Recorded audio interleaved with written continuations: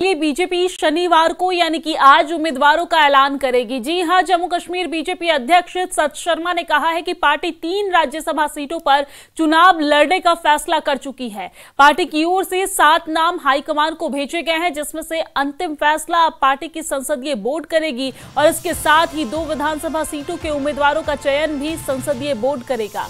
सत शर्मा ने दावा किया है कि बीजेपी बडगाम और नगरोटा सीट पर जीत हासिल करेगी। उन्होंने उमर सरकार पर निशाना साधते हुए उसे सभी मोर्चे पर विफल करार दिया।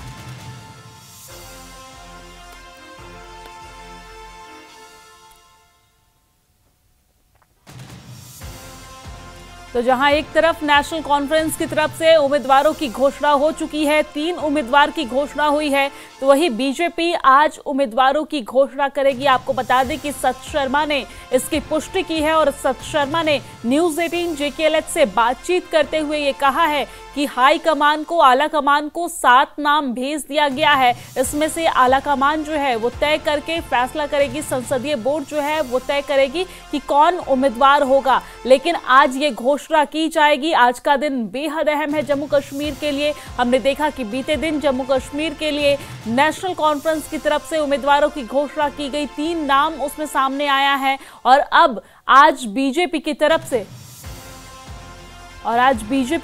से नामों की घोषणा की जाएगी। आपको बता दें कि 3 सीट पर बीजेपी चुनाव लड़ने वाली है। राज्यसभा के 4 सीट पर चुनाव है, जिसमें से 3 सीट पर बीजेपी चुनाव लड़ने वाली है और इसके लिए आज नाम की घोषणा की जाएगी। आपको ये बता दें कि बडगाम और नगरोटा को लेकर बीजेपी के प्रदेश अध्यक्ष सत शर्मा ने जीत का दावा किया है। मेरे साथ इस वक्त जुड़े हैं सत शर्मा, जम्मू कश्मीर बीजेपी के प्रेसिडेंट हैं। न्यूज 18 से बात करने के लिए धन्यवाद। सर जी, कहां तक पहुंचा है अमल जो राज्यसभा सीट के लिए, पहले मैं कहूं उनके कैंडिडेट का चयन, क्या ये कहा जा रहा है कि कल तक हो जाएगा 3 बजे तक? पार्टी की तरफ से इलेक्शन कमेटी की मीटिंग हुई थी,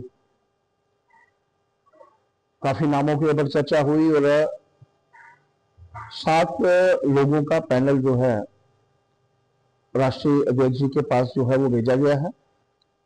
वहां की नेशनल इलेक्शन कमेटी की मीटिंग और उसके बाद पार्लियामेंट्री बोर्ड, वहां से जो भी डिसीजन होता है भारतीय जनता पार्टी के लिए, जम्मू कश्मीर के लिए मान्य होगा और हम सब मिलकर, और पार्टी ने ये डिसाइड किया है 3 नोटिफिकेशंस हैं, सिंगल 2 हैं और एक डबल के लिए है। हम तीनों पे अपने कैंडिडेट्स जो है वो उतारेंगे। वो पैनल हम लोगों ने राष्ट्रीय अध्यक्ष जी के ध्यान में लाया है और उनको भेज दिया। मतलब 4 सीटों पे आप चुनाव लड़ेंगे? 3 सीटों पे हम लोग 3 सीटों पे चुनाव हम लोग लड़ेंगे। 3rd में सिंगल कैंडिडेट अपना उतारेंगे और पहली 2 में एक एक जो सीट है वो क्या अलायंस को या किसी और को सपोर्ट? ऐसा है कि हम लोगों ने किसी अलायंस के लिए कोई सीट नहीं छोड़ी है। हम लोगों ने ही तय किया था, हमारी इलेक्शन कमेटी ने तय किया था कि हम लोग 3 चुनाव लड़ेंगे, तो 3 ही चुनाव लड़ेंगे। तीनों नोटिफिकेशन के ऊपर एक नोटिफिकेशन के ऊपर एक, जो नंबर 1 नोटिफिकेशन है उसके ऊपर एक कैंडिडेट, नंबर 2 के ऊपर भी एक कैंडिडेट और नंबर 3 के ऊपर जिसमें 2 सीटें हैं उसमें भी एक कैंडिडेट। तो ये कैंडिडेट्स का जो आपने कहा पार्लियामेंट्री बोर्ड, क्योंकि 13 को लास्ट डेट है, तो कल हम माने एक्सपेक्ट करें? कल मुझे लगता है कि कल तक होना चाहिए, क्योंकि एक आध दिन लग जाता है फॉर्म भरने में भी और कश्मीर में नॉमिनेशन भरी जानी है, तो डेफिनेटली कल तक मुझे लगता है क्लियर होना चाहिए। हम लोग भी केंद्रीय नेतृत्व के साथ टच में है, लेकिन इस वक्त बाकी जगहों पर भी, बिहार में भी चुनाव चल रहा है, उसको भी मद्देनजर रखते हुए हम एक्सपेक्ट कर रहे हैं कि कल तक जो है हो जाना। तो सर जी, क्या आपका नाम भी चर्चा है? पार्टी, भारतीय जनता पार्टी में हर एक कार्यकर्ता है। मैंने पहले भी कभी चर्चा करके आपको बताया था,